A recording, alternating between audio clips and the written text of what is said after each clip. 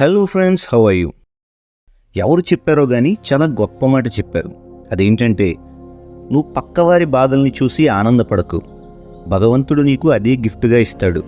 ఎందుకంటే భగవంతుడు మనకు అదే గిఫ్ట్గా ఇస్తాడు దేనిలో అయితే మనకు ఎక్కువ ఆనందం వస్తుందో. ఓకే ఫ్రెండ్స్, మీ కష్టాలు చూసి ఎవరైనా నవ్వుతున్నారు అంటే మీరు బాధపడకండి. ఈ కష్టాల గురించి చిన్న కథ రూపంలో తెలుసుకుందాం రండి. ఒక భక్తుడి జీవితంలో సమస్యలే సమస్యలు. వాటికి అంతే లేదు.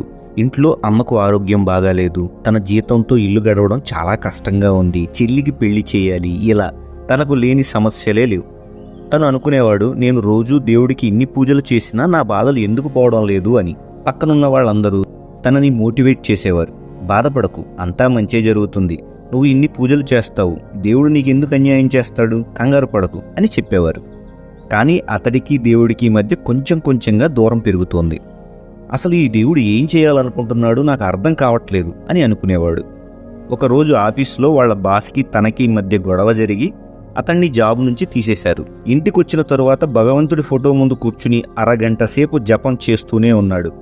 దేవుడా, ఈరోజు ఎట్టి పరిస్థితుల్లో నువ్వు నా కలలోకి వచ్చి నాకు దర్శనం ఇవ్వాలి, నాతో మాట్లాడాలి, తప్పదు, నేను చాలా కష్టాల్లో ఉన్నాను, నన్ను నువ్వు కష్టాల నుంచి బయటకు తీసుకురావాలి అని అన్నాడు. ఆశ్చర్యంగా నిజంగానే ఆ రోజు అతడి కలలోకి భగవంతుడు ప్రత్యక్షం అయ్యాడు. భగవంతుడు ప్రత్యక్షం అవ్వడంతోనే అతడి బాధలు చెప్పడం మొదలుపెట్టాడు. భగవంతుడికి ఊపిరి కూడా తీసుకునివ్వట్లేదు. స్వామి, మీరేం చేస్తున్నారు? చుట్టుపక్కల వాళ్ళను చూస్తాను, ఎవ్వరూ మంచివాళ్ళు కాదు, కానీ వాళ్ళందరూ ఆనందంగా ఉన్నారు. నేను ఎంత మంచివాణ్ణి, నాకే ఈ కష్టాలు ఎందుకు? నేనేం పాపం చేశాను? మంచివాడిగా ఉండడం నా తప్ప? అయినా స్వామి, మీరేం చేస్తున్నారో నాకు అర్థం కావడం లేదు అని అన్నాడు. అప్పుడు భగవంతుడు, నాయనా, ఇది కాలచక్రం, ఇది జరుగుతూనే ఉంటుంది, దీనికి ఎవ్వరూ అతీతులు కాదు అని అన్నాడు.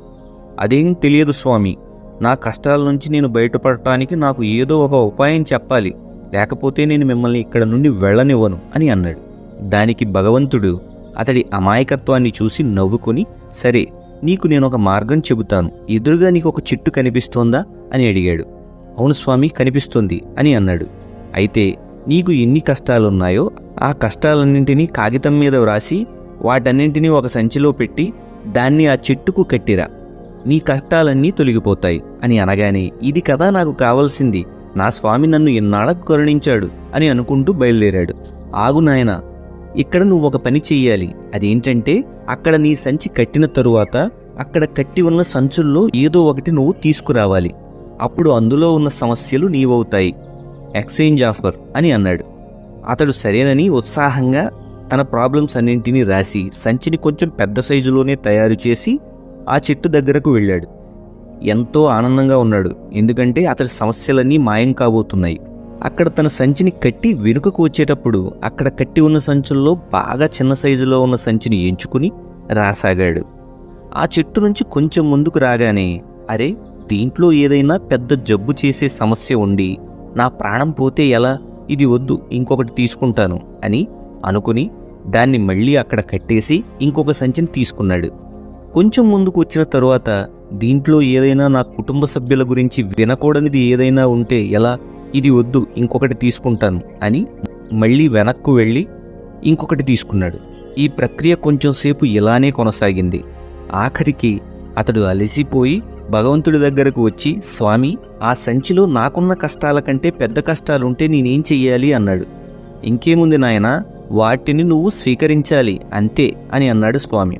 వద్దు స్వామి, నేను నా కష్టాల నుండి ఏదోలా బయటపడతాను, ఇతరుల కష్టాలు నాకొద్దు, అవి నాకంటే పెద్దవైతే నేను తట్టుకోలేను అని అన్నాడు. దానికి భగవంతుడు నవ్వి, నేను నీకు అదే చెప్పాలనుకుంటున్నాను నాయనా, ఆలస్యంగానైనా నీకు అర్థమైంది.